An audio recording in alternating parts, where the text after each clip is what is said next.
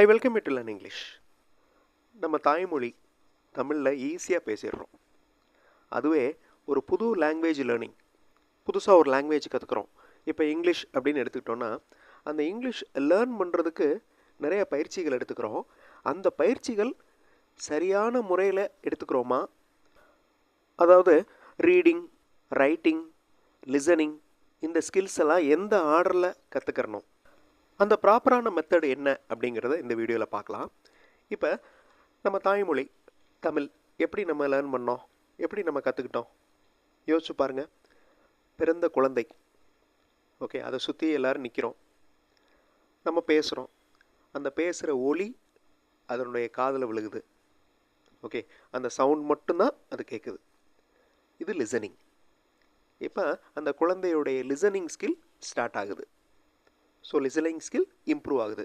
So Tamil லாங்குவேஜில், அதாவது தாய்மொழியில் லிசனிங் ஸ்கில் ஃபஸ்ட் வருது. அந்த குழந்தை வளர வளர அந்த லாங்குவேஜை கேட்டு கேட்டு சின்ன சின்ன வார்த்தைகளுக்கு ரெஸ்பாண்ட் பண்ண ஆரம்பிக்குது. அப்படின்னா என்ன அர்த்தம்? அந்த வார்த்தைகளுடைய அர்த்தம் தெரிய ஆரம்பிச்சிருச்சுன்னு அர்த்தம்.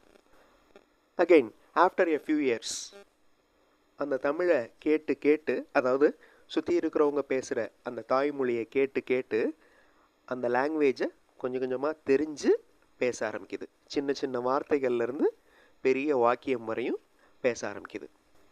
ஸோ நம்ம தாய்மொழி லேர்னிங்கில் லிசனிங் ஃபஸ்ட்டு வந்துடுது, அடுத்து ஸ்பீக்கிங் வந்துடுது. ஓகே, எடுத்த உடனே செகண்ட் பிளேஸில் ஸ்பீக்கிங் வந்துடுது பாருங்கள்.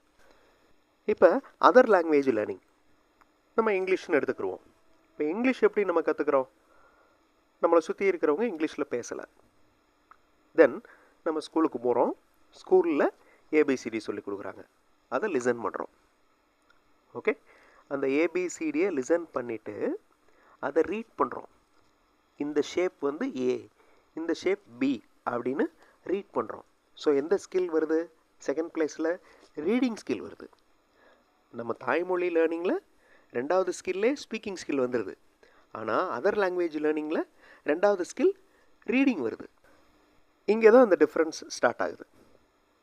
ஐ welcome you to the channel சென்டாக்ஸ். உங்களுடைய ஸ்போக்கன் இங்கிலீஷ் ஸ்கில் டெவலப் பண்ணுறதுக்கு வீடியோஸ் அப்லோட் பண்ணிட்டு வரேன். ப்ராக்டிஸ் பண்ணிட்டே இருங்க, கண்டிப்பாக டெவலப்மெண்ட் இருக்கும்.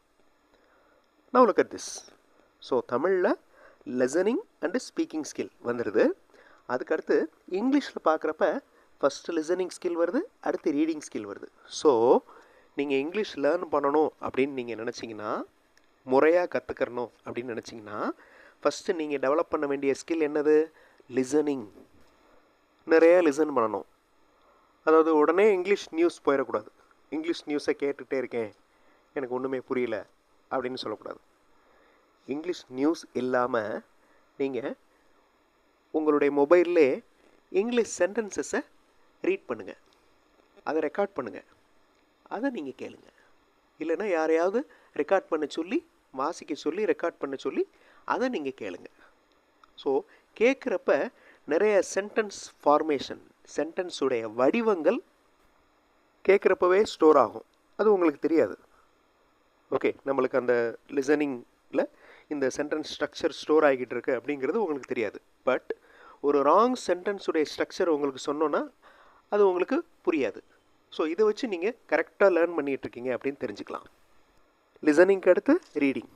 சின்ன சின்ன ஸ்டோரி புக்ஸ் ரீட் பண்ணுங்கள். சிம்பிளான வார்த்தைகள் இருக்கிற மாதிரியான ஸ்டோரி புக்ஸ் வாங்கி ரீட் பண்ணுங்கள். அதே மாதிரி மேனுவல் இருக்கும். இப்போ ஒரு வாஷிங் மிஷின், ஓகே, அது எப்படி ஆப்ரேட் பண்ணுறது அப்படிங்கிற மேனுவல் இருக்கும், அதை ரீட் பண்ணி பாருங்கள். நீங்கள் டிவிலேயோ மொபைல்லையோ தமிழ் மூவி பார்க்குறப்ப சப்டைட்டில்ஸோடு பாருங்கள். அந்த சப்டைட்டில் இங்கிலீஷ் சப்டைட்டில்ஸாக இருக்கட்டும். அப்போ உங்களுக்கு அந்த சப்டைட்டில்ஸில் என்ன சொல்கிறாங்க, பேசுகிறது உங்களுக்கு புரியும். அந்த சப்டைட்டில்ஸை ரீட் பண்ணுறப்ப அந்த சென்டென்ஸ் ஸ்ட்ரக்சர் மனப்பாடமாகும். ஸோ இதெல்லாம் சின்ன சின்ன மெத்தட்ஸ். இதை நீங்கள் டெவலப் பண்ணணும். ஸோ லிசனிங்கை டெவலப் பண்ணணும், ரீடிங்கை டெவலப் பண்ணணும். எடுத்த உடனே ஸ்பீக்கிங் போக முடியாது. நம்ம தமிழ் மாதிரி ரெண்டாவது ஸ்டேஜிலே ஸ்பீக்கிங் வர்ற மாதிரி இங்கிலீஷில் ஸ்பீக்கிங் வராது, கடைசி தான் வரும். அடுத்த ஸ்டேஜ் பாருங்களேன். நம்ம இங்கிலீஷ் லெட்டர்ஸை கேட்குறோம், அதுக்கப்புறம் வார்த்தைகளை உருவாக்குறோம், வார்த்தைகளை வாசிக்கிறோம். ஓகே, நம்மளுடைய டீச்சர் வந்து வேர்ட்ஸ் எழுதி போடுவாங்க, 2 லெட்டர் வேர்ட், 3 லெட்டர் வேர்ட் அப்படின்னு எழுதி போடுவாங்க. அதை நம்ம ரீட் பண்ணுறோம். அதை அண்டர்ஸ்டாண்ட் பண்ணிக்கிறோம். So listening and reading. இதுக்கு அடுத்த ஸ்கில் என்ன வருது? அதர் லாங்குவேஜ் லேர்னிங்கில் ஃபஸ்ட்டு லிசனிங் வருது, அடுத்து ரீடிங் வருது, அடுத்து ரைட்டிங் வந்துடுது. இங்கே தமிழில் பாருங்களேன், நம்ம தமிழில் நல்லா பேசிடுறோம். அப்புறம் ஸ்கூலுக்கு போனோன்னா அங்கே ஆனா ஆவனா சொல்லி கொடுக்குறாங்க. அப்போ ரீட் பண்ணுறோம். So third skill reading. Okay, listening, speaking, reading. இது நம்ம தாய்மொழி லேர்ன் பண்ணுறப்ப. ஓகே, அடுத்து வேர்ட்ஸ் நல்லா லேர்ன் பண்ணிக்கிறோம். தென் அதை சென்டென்ஸாக மாற்றுறோம்.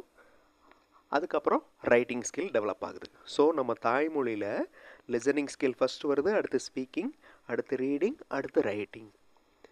இதுவே ஒரு foreign language, other language learn பண்ணுறப்ப ஃபஸ்ட்டு லிசனிங் ஸ்கில் வருது, அடுத்து ரீடிங் ஸ்கில் வருது, அடுத்து ரைட்டிங் ஸ்கில். ஸோ வாசிக்க ஆரம்பித்ததுக்கப்புறம் என்ன செய்கிறோம்? இங்கிலீஷ் கிராமர் படிக்கிறோம். அந்தந்த லாங்குவேஜுடைய இலக்கணத்தை படிக்கிறோம். ஸோ இங்கிலீஷ் கிராமர் படிச்சுட்டு சின்ன சென்டென்ஸ் எழுத ஆரம்பிக்கிறோம். அந்த சென்டென்ஸையே பெரிய சென்டென்ஸாக மாற்றுறோம். வேறு டென்சஸ் அப்ளை பண்ணி அந்த சென்டென்ஸை வேறு மீனிங்கில் எழுதி பார்க்குறோம். ஸோ ரைட்டிங் ஸ்கில் டெவலப் ஆகுது. ஸோ ஃபஸ்ட்டு லிசனிங் ஸ்கில் நல்லா டெவலப் ஆகுதா அப்படிங்கிறத நீங்கள் செக் பண்ணணும். லிசனிங் ஸ்கில்லில் நல்லா வந்துட்டோமா அப்படிங்கிறத நீங்கள் செக் பண்ணணும். அதுக்கப்புறம் ரீடிங் ஸ்கில் நம்ம நல்லா பண்ணிட்டோமா அப்படிங்கிறத கன்ஃபார்ம் பண்ணணும். சும்மா ஒரு நாள் 2 நாளில் வராது. ஓகே, நல்ல ரீடிங் ஸ்கில் டெவலப் ஆயிடுச்சு அப்படின்னு உங்களுக்கே தெரியும். ஸோ அந்த ஸ்டேஜ் வர்ற வரையும் நீங்கள் நிறைய புக்ஸ் ரீட் பண்ணணும். சின்ன சின்ன ஸ்டோரி புக்ஸ், தெரியாத வார்த்தைகளை டிக்ஷனரி வச்சு மீனிங் பார்த்து மைண்டில் ஏற்றிக்கிறணும். நீங்கள் வாசிக்கிறப்பவே அந்த சென்டென்ஸ் ஸ்ட்ரக்சர் உங்களுக்கு மனப்பாடமாயிடும். அதுக்கப்புறம் writing skill, English grammar learn பண்ணிவிட்டு ரைட்டிங் ஸ்கில், கிராமர் மிஸ்டேக் இல்லாமல் உங்களால் இங்கிலீஷ் சென்டென்சஸ் எழுத முடியணும்.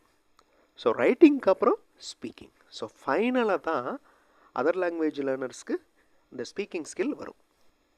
ஸோ அந்த 30 நாளில் பேசிடலாம், 50 நாளில் பேசிடலாம், 1 மாதத்தில் இங்கிலீஷ் பேசிடலாம் அப்படிங்கிறதெல்லாம் எந்த அளவு பாசிபிள் அப்படின்னு தெரியல. So this is the order. Okay, இந்த ஆர்டரை நல்லா நீங்கள் ஃபாலோ பண்ணிங்கன்னா கடைசியாக வர்ற ஸ்பீக்கிங் ஸ்கில் ஷியராக கண்டிப்பாக கரெக்டாக வரும். ஓகே, உங்களால் சின்ன சென்டென்சஸ் பேச முடியும், தென் லாங் சென்டென்சஸ் பேச முடியும், கேள்விகள் கேட்க முடியும், கேள்வி கேட்டால் பதில் சொல்ல முடியும். அதில் வெரைட்டிஸ் நிறையா இருக்குது. ஸோ கேள்விகளில் வேறு டைப்ஸ் ஆஃப் கேள்விகள் இருக்குது. பதில்களில் வேறு டைப் ஆஃப் பதில்கள். அதாவது 1 வேர்டில் பதில் சொல்லலாம், சின்ன சென்டென்ஸாக பதில் சொல்லலாம், லாங் எக்ஸ்ப்ளனேஷன் கொடுக்கலாம். ஸோ இந்த மாதிரி வரும். இதை ட்ரை பண்ணி பாருங்கள். 4 ஸ்கில்ஸையும் இந்த ப்ராப்பர் ஆர்டரில் நீங்கள் ட்ரை பண்ணி பாருங்கள். கண்டிப்பாக உங்களால் இங்கிலீஷில் பேச முடியும். அடுத்தடுத்த வீடியோவில் இன்னும் கிராமர் எக்ஸ்ப்ளனேஷன்ஸ் பார்க்கலாம். தேங்க்ஸ் ஃபார் வாட்சிங் and thanks for your valuable comments.